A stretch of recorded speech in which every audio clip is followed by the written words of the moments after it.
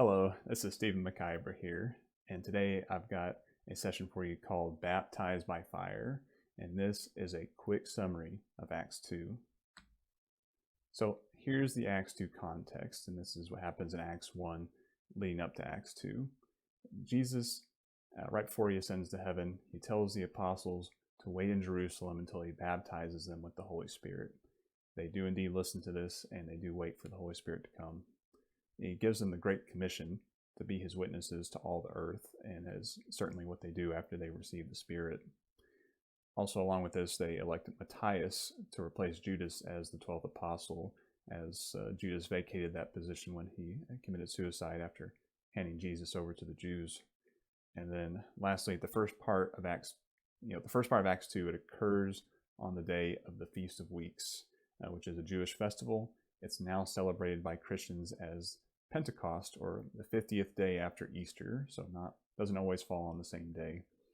The festival brought in Jews from all parts of the world, and this aided in spreading the message throughout the world. The Jews came, they heard the message that Jesus was the Messiah, that salvation can be had through Jesus and Jesus alone, and many people are saved and carry that message back to their regions.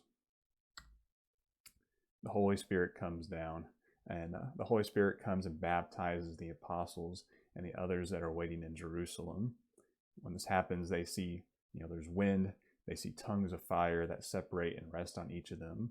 And when this happens, they begin speaking in tongues, which is one of the main signs that a believer has been baptized in the Holy Spirit.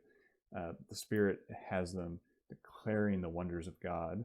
And whenever they're speaking in tongues, it's just this kind of heavenly language that some people have the gift of being able to discern tongues to hear what's being said, while others don't have this. So the people around are stunned, and the people that can discern what they're saying, while others, they don't understand. They believe that they've just had too much to drink. All right, so Peter's great sermon that follows this. And so Peter quotes Joel 2:28 and 29 to explain what is happening. He says that what Joel spoke of was the Holy Spirit, and that the Holy Spirit had arrived on this day of Pentecost. And this is how the verse goes: "And afterward I will pour out my Spirit on all people. Your sons and daughters will prophesy. Your old men will dream dreams. Your young men will see visions. Even on my servants, both men and women, I will pour out my Spirit in those days."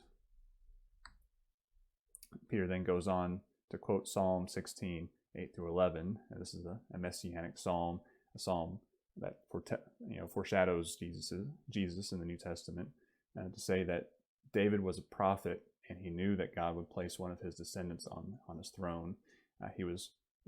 In this, he foretold of Jesus' resurrection. And then also Peter quotes Psalm 110, which is another messianic psalm, to say that David was mentioning Jesus when he said, "The Lord said to my Lord." And so who is this second Lord here? And that Lord, Peter's saying, is Jesus. Upon hearing the sermon, there were about 3,000 people that were saved and baptized that day. They had a huge number on that day of Pentecost. And so from there, the church is born. The apostles from there perform miracles that convinced many more people to believe. Those apostles, they had people that came sick with broken bodies. They were able to heal, and those people were able to tell many others of what had happened to them that could also happen to them.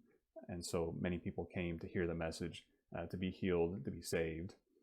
And all these members, they gathered together to hear the apostles teach, to pray together, and to eat the things that we do now, even today at the church, whenever we come and gather together.